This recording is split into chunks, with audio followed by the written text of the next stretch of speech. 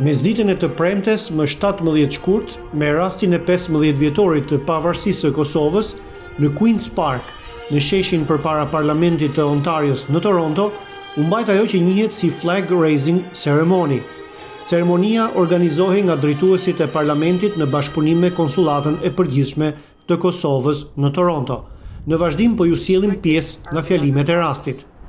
Now it is my honor to call forward Mr. Kadri Dekaj, Consul General of the Republic of Kosovo in Toronto, to present a certificate in recognition of this special day.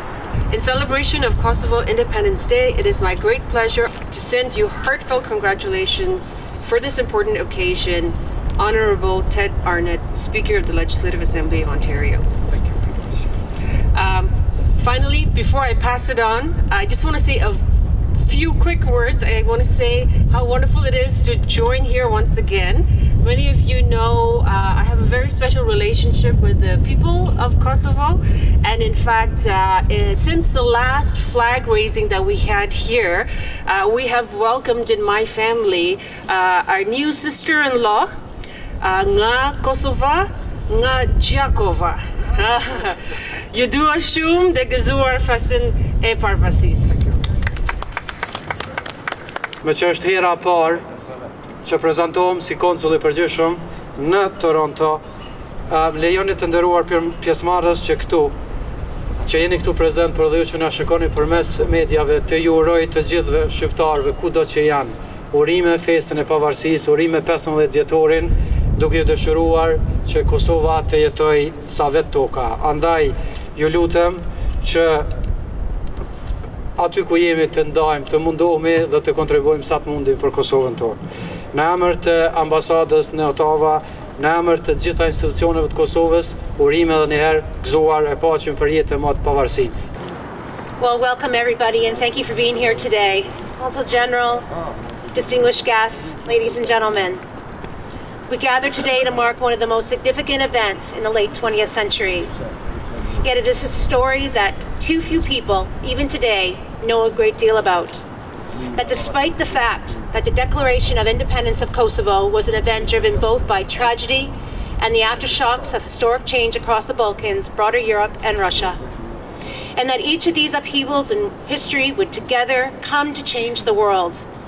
It is a story that deserves to be told.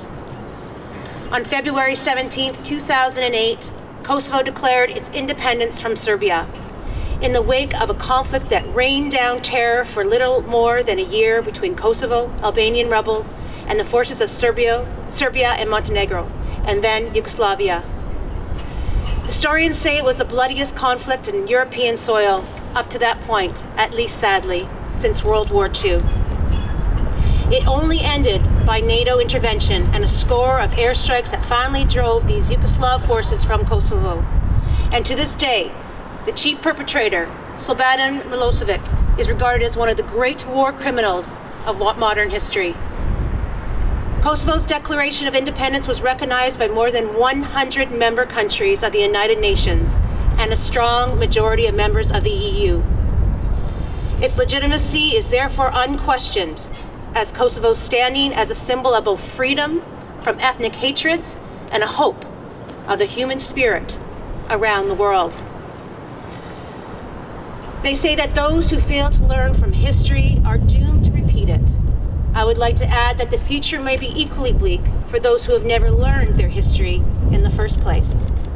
So today, let's all take time to learn about the story of Kosovo.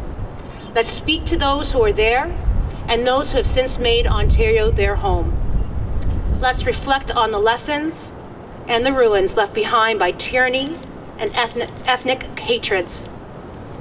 But most of all, on the special occasion, let's look at the flag of Kosovo that will eventually today sail proudly above us and salute its meaning as a flag of hope in darkness, of new beginnings, and of a proud and defiant people. They are an example to all the world. And I also have a note here from Premier Ford to the new Consul General, and I will read this out. This is from Premier Ford. I am honored to extend warm greetings to Kosovo's Consul General, our province's Kosovar community, and distinguished guests on the occasion of Kosovo's Independence Day.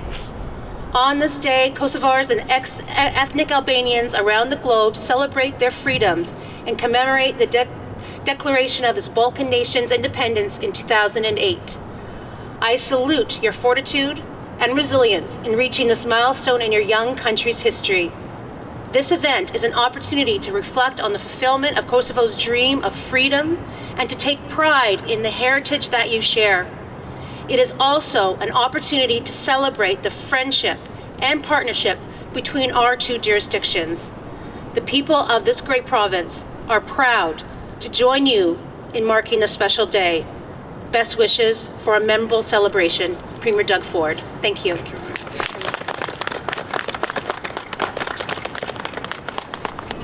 We're all a little bit chilly today. It is 10 degrees colder in Sudbury, so I hope that warms your heart a little bit. I also want to bring greetings on behalf of my party, the Ontario NDP, and the official opposition leader, Marit Stiles, today. And I always think it's important to recognize the people who organize this, the precinct property staff, the people from the Kosovo community who help organize this event, and be very thankful for them in allowing us to share this event with them. It really takes a community of dedicated people to make an event like this happen, so please accept my thanks on behalf of all of us as members of the Assembly. I really appreciate the opportunity to be at the flag unveiling for the Kosovo's 15th year of independence. We're fortunate as MPPs that very often we have more exposure to different cultures and communities, and I have to tell you as an MPP, the importance of culture across the province is really important. It keeps us diverse and inclusive, celebrates our creativity, and it keeps Ontario vibrant and connected. And honestly, what I see all the time is a sense of pride that we're able to share with you and learn from you, and so thank you again. Pull it up on that side. Perfect. So